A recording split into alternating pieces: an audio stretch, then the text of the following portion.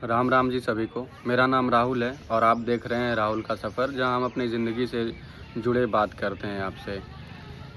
अ, मेरा बीएड का इंट्रेंस हम दिए थे। इंट्रेंस बीएड का निकला और गवर्नमेंट कॉलेज हमको मिला।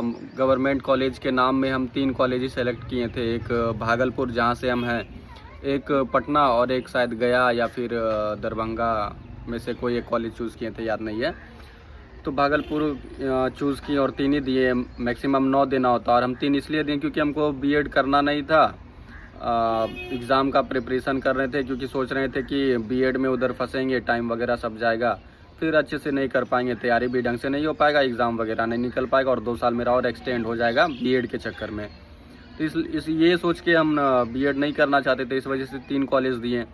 लेकिन पहले नंबर पे भागलपुर कॉलेज दिए थे जहाँ से हम हैं, तो उसी में मेरा नाम भी आ गया। एंट्रेंस देने के बाद कुछ दिन बाद जब रिज़ल्ट आया, तो फिर घर वाले सब लोग बोले कि करवा लो, क्योंकि गवर्नमेंट मिला है तो कम पैसे में भी हो जाएगा। उसके बाद अब अपना घर भी यहाँ है, तो कहीं तुमको बाहर जाके नहीं करना पड़ेगा, और रूम वगैरह का भी रेंट वगैरह खर्च वगैरह बाहर का जो पड़ जाता है, किसी बच्चे को 6-7 हज़ार के आसपास बाहर रहने पे अभी के टाइम पे पड़ जाता है। तो इस वजह से पापा मम्मी लोग बोले कि कर लो, यहीं से कर लो, अपना सब कुछ घर पे खाना पीने भी हो ही जाएगा, घर पे रूम वगैरह मतलब का टेंशन है नहीं। तो ये सब सोच के फिर फ्यूचर भी सिक्योर हो जाएगा। कुछ दोस्त रिलेटिव लोग बोले कि हाँ फ्यूचर भी सिक्योर हो जाएगा, कर लो। गवर्नमेंट जॉब का तो कोई भरोसा है नहीं, कि अगर हुआ तो चलो अच्छा बात है, लेकिन नहीं हुआ तो क्या ही करोगे, पछताओगे ही ना। तो इस वजह से गवर्नमेंट जॉब ये गवर्नमेंट बीएड निकालने के बाद वहाँ एग्ज़ाम इंट्रेंस का जब दिए निकला, तो वहाँ नाम लिखाएँ। लेकिन यही हुआ ना कि वहाँ रेगुलरिटी अटेंडेंस खोजता है, आपको रेगुलर रहना पड़ेगा। वहाँ आप अटेंडेंस को लेके मैनेज नहीं करा सकते कि हाँ गए किसी से बात करवा के मैनेज करा दिए, नहीं होता है। यहाँ तो नहीं होता है, भागलपुर में पता नहीं कहीं और होता होगा या नहीं, लेकिन यहाँ नहीं हो पाता है। हम बहुत कोशिश किए थे लेकिन नहीं हुआ। हमको फाइनली क्लास करना पड़ता है, हम रोज़ हमको बीएड कॉलेज जाना पड़ता है। वहाँ पूरा हमको सुबह 9:30 से लेके शाम के 4 बजे तक वहाँ क्लास चलता है। तो 9:30 में अगर वहाँ हमको जाना है तो उसके लिए हमको घर से पहले ही निकलना होता था। 9 बजे से हमको घर से निकलना पड़ता था, 9 पौने 9 में निकलना पड़ता था। उसके बाद 9 पौने 9 में निकलने के लिए आपको उठ के सुबह फ्रेश वगैरह होकर कुछ नाश्ता वगैरह भी करना है। यानी कि सुबह का पूरा टाइम, अगर 6 बजे भी हम उठें तो नहाना खाना फ्रेश होना इन सब चीज़ में चल जाता था। उसके बाद वहाँ से निकल के कॉलेज चल जाते थे। फिर शाम में कॉलेज का 4 बजे छुट्टी होता था और 4:30 पौने 5 बजते घर आते थे। यानी कि घर नहीं, लाइब्रेरी आते थे। यानी कि सुबह आप देखिए 6 से लेकर शाम के 5 तक का मेरा टाइम चला गया उसमें। उसके बाद 5 बजे से पूरा टाइम कॉलेज मेरा के था, क्योंकि वहाँ पढ़ाई भी नहीं हो पाता है। कॉलेज में बहुत सारा क्लास में स्टूडेंट रहता है, अलग से कोई लाइब्रेरी का व्यवस्था सब है नहीं।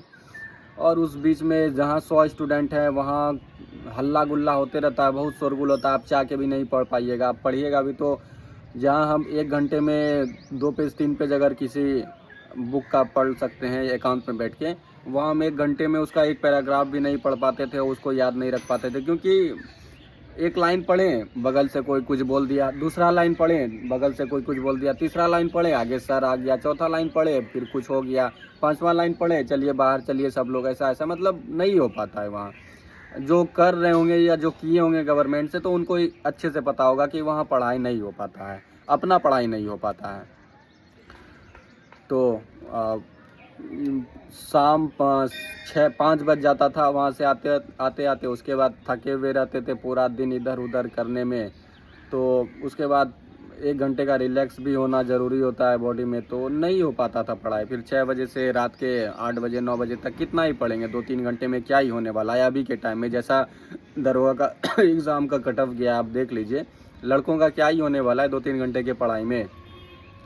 तो शायद ये सब भी एक रीज़न रहा है मेरा बीएड में इसमें मेरा दरोगा के रिज़ल्ट ना होने में। क्योंकि हम बिहार पुलिस का भी एग्ज़ाम एक बार निकाले 21,391 में, फिर दोबारा बीएड का भी इंट्रेंस दिए, वो भी निकला। तीसरी बार फिर बिहार पुलिस का एग्ज़ाम दिए, जिसका अभी 10 मार्च की 17 मार्च को शायद ये ख़त्म हुआ है, दौड़ ख़त्म हुआ है। तीसरी बार भी 19,838 में भी दिए, उसमें भी निकला। चौथी बार जो अभी ये दिए बिहार दरोगा का एग्ज़ाम, इसमें कुछ नंबर से रह गए, नहीं निकल पाया। क्योंकि शायद हमको लगता है शायद ये सब भी एक रीज़न है नहीं निकलने का। सुबह 6 से शाम के 5 का तो टाइम मेरा बीएड कॉलेज में ही चला जा रहा है। ऊपर से वहाँ से अभी असाइनमेंट वगैरह भी मिला है, तो असाइनमेंट सब भी पूरा करना होता है। कॉलेज का असाइनमेंट लिखिए, उसके बाद साथ ही साथ हम इग्नू से पीजी भी कर रहे हैं, तो इग्नू का भी असाइनमेंट लिखना होता है। तो दिन भर ये सब में चला जाता था टाइम।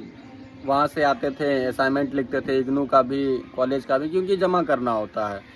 तो शायद ये सब भी एक रीज़न था कि मेरा तैयारी जो भी था वो भी थोड़ा थोड़ा धीरे धीरे लो होते चला गया। क्योंकि जुलाई से ही बीएड में हम लोग का क्लास अगस्त से स्टार्ट हो गया था। इधर अगस्त से आप जोड़ लीजिए ना, इधर आज मार्च हो गया, तो अगस्त सितंबर अक्टूबर नवंबर दिसंबर 5 महीना इधर, जनवरी फरवरी मार्च 3 महीना इधर, 8 महीने अगर आप किसी भी चीज़ में रेगुलर नहीं रहिएगा तो आप बहुत नीचे आ जाइएगा। तो शायद ये सब भी एक रीज़न है कि मेरा बिहार दरोगा का एग्ज़ाम नहीं निकला बीएड के कारण, हम इसको मानते हैं। और पापा मम्मी भी बोले इस बात को कि कोई बात नहीं, तुम बीएड भी तो कर रहे हो, बीएड भी साथ साथ हो रहा है, बीएड के ही कारण तुम्हारा टाइम तुमको नहीं मिल पाता था, तो इस वजह से हो सकता है। तो पापा तो सराहना दिए, मम्मी भी सराहना दी। पापा मम्मी रिज़ल्ट नहीं होने पे वैसा कुछ बोले नहीं कि घर छोड़ दो, यहाँ चल जाओ, वहाँ चल जाओ। नहीं होते हैं यार, पापा मम्मी से नहीं हो पाता है।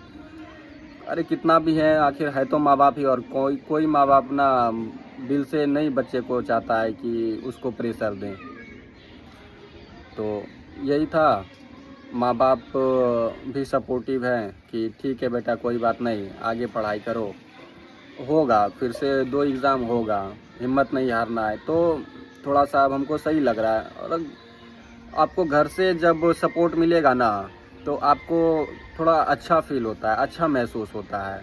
लेकिन जब घर से सपोर्ट नहीं मिलता है तो बहुत बुरा फील होता है। तो मम्मी पापा दिए हमको सराहना दी हैं, सपोर्ट करते हैं। रिज़ल्ट हुआ तो ठीक है, नहीं हुआ तो भी कोई बात नहीं।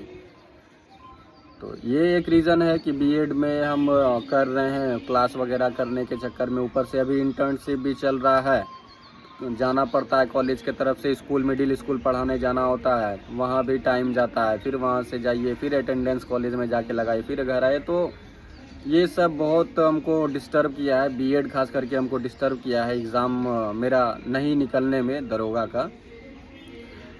तो टाइम मैनेजमेंट नहीं हो पाता है। अब तो हमको लगता है कि जब तक बीएड कंप्लीट ना ही हो जाएगा तब तक तो अच्छे से टाइम मैनेजमेंट नहीं हो पाएगा। लेकिन फिर भी हम पढ़ाई वगैरह अपना कंटिन्यू करेंगे, कंटिन्यू करते ही रहेंगे।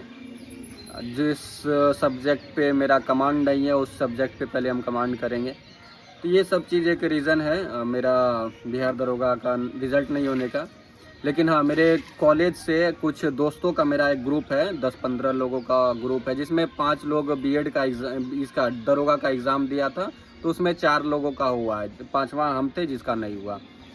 अगर आप बोलिएगा कि उन लोगों के साथ भैया, या उन लोगों के साथ भाई थोड़ा ये करो, पॉडकास्ट वगैरह करो, इंटरव्यू करो उन लोगों का कि उन लोग का कैसे क्या करता था, क्या टाइम मैनेजमेंट था, क्या स्ट्रेटेजी था। वैसे तो आप लोग के पास बहुत सारा वीडियो होगा, यूट्यूब पे आप आराम से सर्च करके देख सकते हैं कैसे टाइम मैनेजमेंट करना चाहिए, क्या पढ़ना चाहिए, क्या बुक लिस्ट होना चाहिए, उसका लाखों वीडियो आपका मिल जाएगा। लेकिन हम उस लड़के का बात कर रहे हैं ना, जो लड़का अभी वर्तमान में बहुत सारा एग्ज़ाम निकाला हुआ है। किसी का सीजीएल मेंस निकला हुआ है, एसएससी सीजीएल का, पीटी मेंस दोनों निकला हुआ है। किसी का एनटीपीसी ग्रेजुएशन लेवल पे स्टेशन मास्टर का एग्ज़ाम निकला हुआ है। सब लोग मेरिट का इंतज़ार कर रहा है। किसी का क्या कहते हैं एएलपी निकला हुआ है। किसी का बिहार दरोगा 4 बार निकला हुआ है। Merit out, final merit out, जाके रनिंग आउट होता है, फाइनल मेरिट आउट होता है। वो सब लड़का ऐसा कुछ दोस्त है मेरा, सिर्फ बिहार दरोगा का ही नहीं, बाकी भी एग्ज़ाम को लेकर कुछ दोस्त हैं मेरा, जो वर्तमान में अभी कुछ ना कुछ एग्ज़ाम निकाल के बैठा हुआ है और वो मेरिट का इंतज़ार कर रहा है। और भगवान करे कल एक ना एक दिन उन लोग का होगा ही, जो मेरिट वगैरह का इंतज़ार कर रहा है। और उन लोग का सबका लगभग कोई ख़ास उम्र भी नहीं हुआ है, स्टार्टिंग ये 24 साल, 25 साल, 26 साल ऐसे ही है सबका उम्र, 27 साल।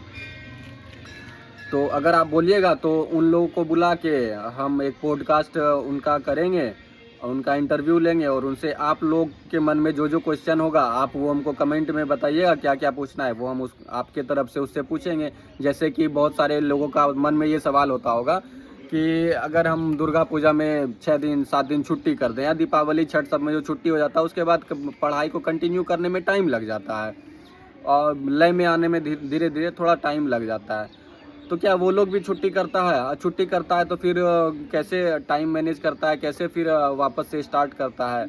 उसके बावजूद भी हो रहा है, छुट्टी करने के बावजूद भी उन लोगों का रिजल्ट हो रहा है, तो क्यों हो रहा है? किस तरह से पढ़ाई कर रहा है? छुट्टी ले रहा है तो वो लोग भी ले रहा है, कितना दिन ले रहा है, उसके बाद कंटिन्यू कर रहा है तो कैसे कर रहा है? तो ये सारे चीज़ सब लोगों के मन में जानना होता है और बहुत सारा ऐसा बेसिक सा क्वेश्चन होता है कि भैया अगर हम रोज़ 4 घंटा ही पढ़ पा रहे हैं, हमको टाइम नहीं मिल पा रहा है, तो 4 घंटे में हम क्या क्या पढ़ ले जो ऐसा हो सकता है? क्योंकि वो लोग एग्ज़ाम निकाला हुआ लड़का लोग है, तो उन लोगों के पास अच्छा खासा नॉलेज भी है और एक्सपीरियंस भी है कि वो आप लोगों को एक अच्छे से गाइड कर सकता है, बता सकता है कि हाँ हम तो ये चीज़ किए थे, बाकी आप लोग को अगर वैसा करना है तो कर सकते हैं, नहीं तो कोई बात नहीं। वैसे तो यूट्यूब पे लाखों वीडियो है, आप उसको पलटा कर भी देख लीजिए। लेकिन अगर आप लोगों का पॉजिटिव कमेंट आएगा कि हाँ उन लोगों का इंटरव्यू कीजिए, तो हम उन लोगों को बुलाएंगे। अभी तक किसी को बोले नहीं है, इस बारे में इनवाइट किए नहीं है। आप लोग अगर बोलिएगा तो हम उन लोगों को बुलाएंगे और वो लोग अपना एग्ज़ाम जर्नी, प्रिपरेशन जर्नी, अभी का टाइम जो वो वर्तमान फेज से गुजर रहा है, कल ना कल दिन किसी ना किसी चीज़ में हो ही जाएगा।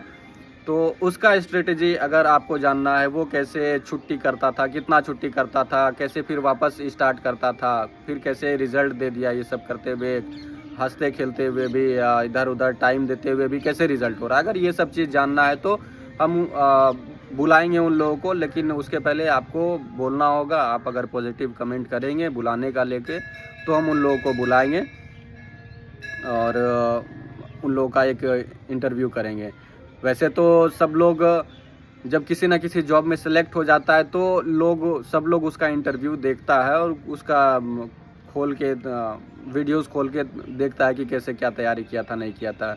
देखिए जॉब हो जाने के बाद ना, कोई भी जॉब हो जाएगा ना, तो लोग ना 2-4 बात एक्स्ट्रा भी बोल देते हैं कि हम तो 2 घंटा ही सोते थे, 3 घंटा ही सोते थे, जो कि एकदम अननेसेसरी लगता है कि ऐसा नहीं हो सकता है।